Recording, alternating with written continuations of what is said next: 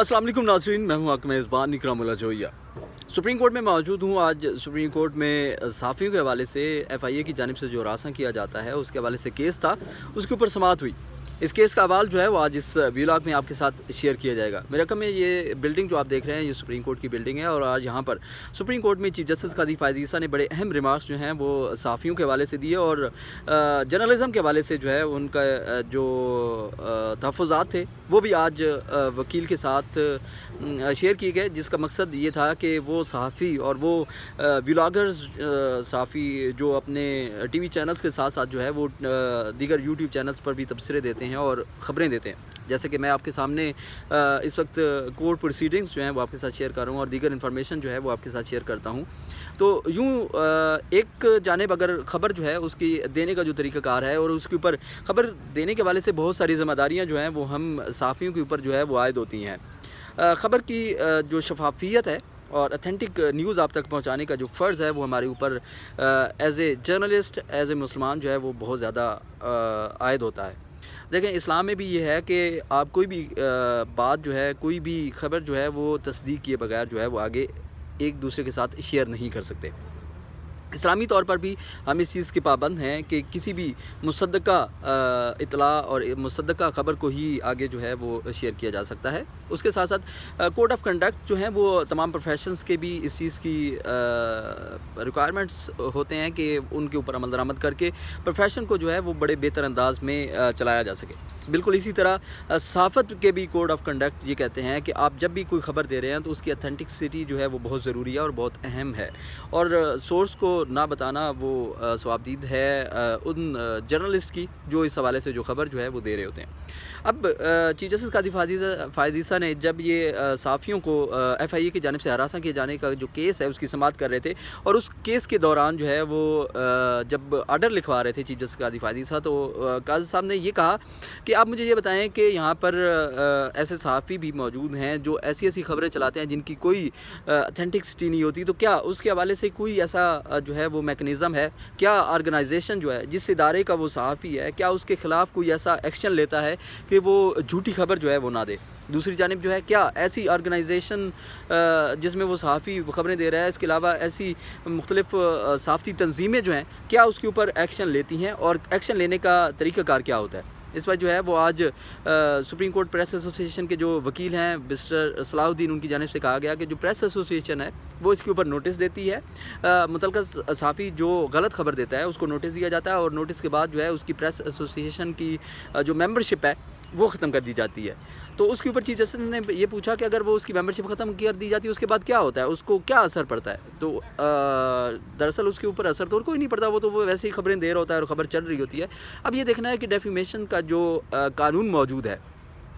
उस कानून के मुताबिक जो है वो क्या सज़ा कभी भी मिल सकी है किसी भी सहाफ़ी को जो है वो डेफेमेशन की जुर्माना जो है उसके तहत जुर्माना कोई अदा करना पड़ा, कोई भारी जुर्माना जो है वो किसी भी इदारे को अदा करना पड़ा जब कोई गलत ख़बर जो है वो चलाई गई हो। इस हवाले से हमेशा से एक रिलीफ़ जो है वो मिलता हुआ दिखाई दिया। पाकिस्तानी हिस्ट्री जो है उसमें देख लिया जाए तो डेफेमेशन का कोई बड़ा केस जो है वो इतना मिसाल के काबिल नहीं है कि जिसको मिसाल बनाया जा सके। आज बैरिस्टर सलाहुद्दीन ने बड़ी एक दिलचस्प बात की कि देखें जो पाकिस्तानी मीडिया इंडस्ट्री है उसमें न्यूज़ इंडस्ट्री जो है ख़ास तौर पर उनकी बात की जाए तो उन्होंने अपने बिज़नेस जो हैं वो बरतानिया से पाकिस्तान में शिफ्ट इसलिए की कि वहाँ पे डेफेमेशन में बहुत ज़्यादा उनको जुर्माने जो हैं वो आयद करने पड़ते, तो जिसकी वजह से बिज़नेस जो है वो चलाना उनके लिए वहाँ पर मुश्किल हो रहा था, तो वापस पाकिस्तान में ही इदारे जो है वो अपनी काम कर रहे हैं। देखें, जब आप को बहुत बड़ा एक अमाउंट जो है वो आपको डेफेमेशन के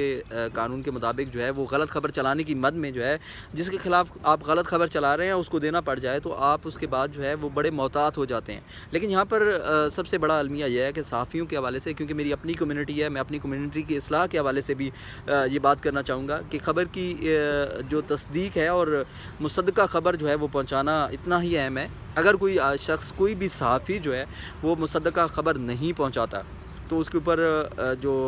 डेफेमेशन है उसके ऊपर अमल दरामद होना चाहिए ताकि कोई भी सहाफ़ी जो है वो गैर मुसद्दक़ा ख़बरें जो हैं वो आप तक ना पहुँचाए। अब इसमें भी बहुत सारे प्रॉब्लम्स जो हैं वो देखने में आते हैं। ایک طرف تو ہے صحافی کی ڈیفینیشن جو ہے اس میں بڑا ایک وسیع اس میں ہے. دیکھیں اب ایک صحافی جو ہے وہ کسی بھی ٹی وی چینل، اخبار یا دیگر ایسے میڈیا ہاؤسز کے ساتھ وابستہ ہیں اور وہ فیلڈ میں کام کر رہے ہیں اور خبریں جو ہیں وہ آپ تک پہنچا رہے ہیں. کچھ ایسے جرنلسٹ بھی ہیں جو کسی دور میں جو ہے وہ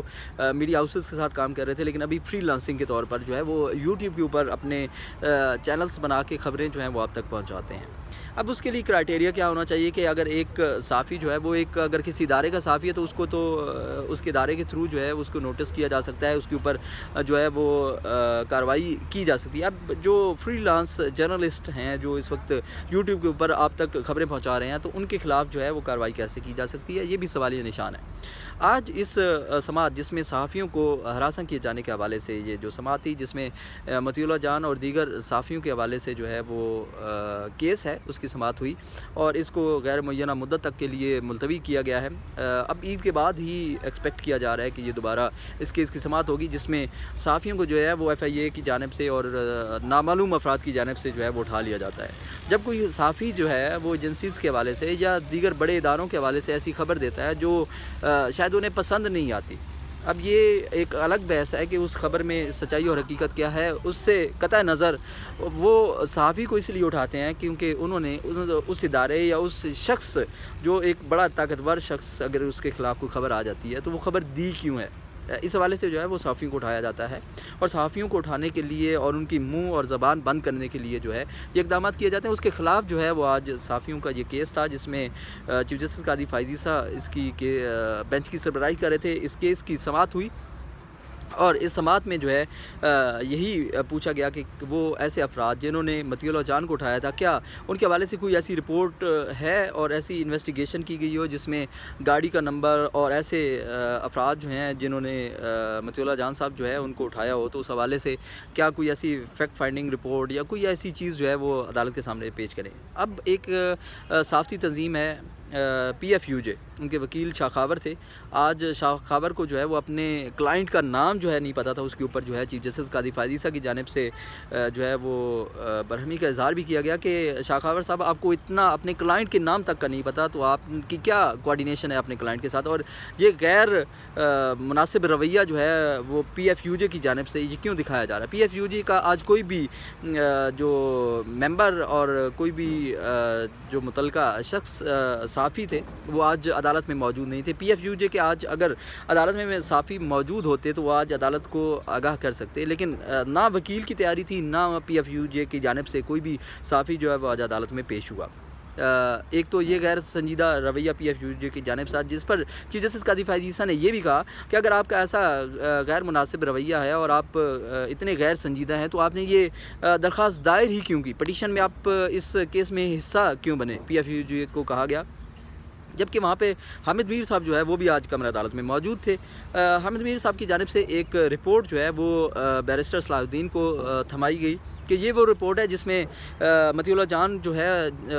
کو جو جب اٹھایا گیا تھا اس کے حوالے سے فیکٹس جو ہیں وہ ہم نے ایک رپورٹ مرتب کی ہے. اب یہ پی ایف یو جے نے نہیں کی بلکہ آر آئی یو جے نے کیا ہے. راولپنڈی اسلام آباد یونین آف جرنلسٹ کی جانب سے یہ جو رپورٹ ہے وہ مرتب کی گئی اور اس رپورٹ کو حامد میر صاحب نے جو ہے وہ بیرسٹر صلاح الدین جو کہ سپریم کورٹ پریس ایسوسی ایشن کے وکیل تھے، انہوں نے قاضی فائز عیسیٰ کو وہ رپورٹ جو ہے وہ جمع کروائی اور اس حوالے سے جو کیس ہے اس کی سماعت غیر معینہ مدت تک کے لیے ملتوی کرتے ہوئے شاید عید کے بعد جو ہے یہ دوبارہ کیس کی سماعت ہو. اس میں صحافتی تنظیموں کا غیر مناسب رویہ اور خاص طور پر جو انٹرسٹ شو نہ کرنا ہے وہ بڑا تشویشناک ہے. ایک طرف صحافیوں کے حوالے سے بات کی جاتی ہے کہ ان کو ہراساں کیا جاتا ہے، ان کے ساتھ آزادی اظہار رائے کے اوپر جو ہے وہ پابندیاں عائد کی جاتی ہیں، اس کے اوپر بڑی بھاشن دیے جاتے ہیں اور بہت زیادہ باتیں کی جاتی ہے. جب ایکچوئل ٹائم آتا ہے اس کے حوالے سے لڑنے کا، عدالتی محاذ پر کھڑے ہونے کا، تو اس وقت صحافی تنظیمیں جو ہیں وہ سامنے نظر نہیں آتی. اب دیگر صحافی تنظیمیں جو ہیں وہ بھی اب نظر نہیں آ رہی ہیں اور ان کے جو نمائندے ہیں اور سرکردہ جو ہیں وہ بھی شاید رمضان میں سحری کرنے کے بعد سو رہے ہوں گے، شاید وہ آج سپریم کورٹ میں اس لیے نہیں آ سکے ہوں گے. لیکن انہوں نے اپنا جو غیر مناسب رویہ جو ہے وہ رکھا آج عدالت کے ساتھ. وہ دراصل وہ عدالت کے ساتھ نہیں ہے، وہ اپنی صحافی تنظیموں کے ساتھ، اپنے صحافیوں کے ساتھ ہے. جب کسی صحافی کو اٹھایا جاتا ہے، جب کسی صحافی کو دھمکایا جاتا ہے یا کسی صحافی کے ساتھ غیر مناسب سلوک کیا جاتا ہے، تو اس وقت یہ صحافی تنظیمیں جو ہے وہ رونا رونے کے بجائے جو ہے جب ٹائم آتا ہے عدالتی کارروائی کا تو اس میں بڑھ چڑھ کے سامنے آئیں، تاکہ ایسا قانون اور ایسے فیصلے ہو جائیں جس کے بعد جو ہے وہ کسی بھی صحافی کو غلط طریقے سے جو ہے وہ ہراساں نہ کیا جائے اور ان کی خبروں کے حوالے سے انہیں روکنے کی کوشش نہ کی جائے۔ تو یہ صحافی تنظیموں کی بھی اتنی ہی ذمہ داری عائد ہوتی ہے جتنی یہ دیگر اداروں کی ذمہ داری ہے کہ کسی بھی شہری اور خاص طور پر کسی بھی جرنلسٹ جو ہے اس کی پروٹیکشن ضروری ہے۔ میرا یہ ویلاگ کیسا لگا آپ کو؟ مجھے ضرور کمنٹس کے ذریعے آگاہ کیجیے گا۔ اللہ نگہبان۔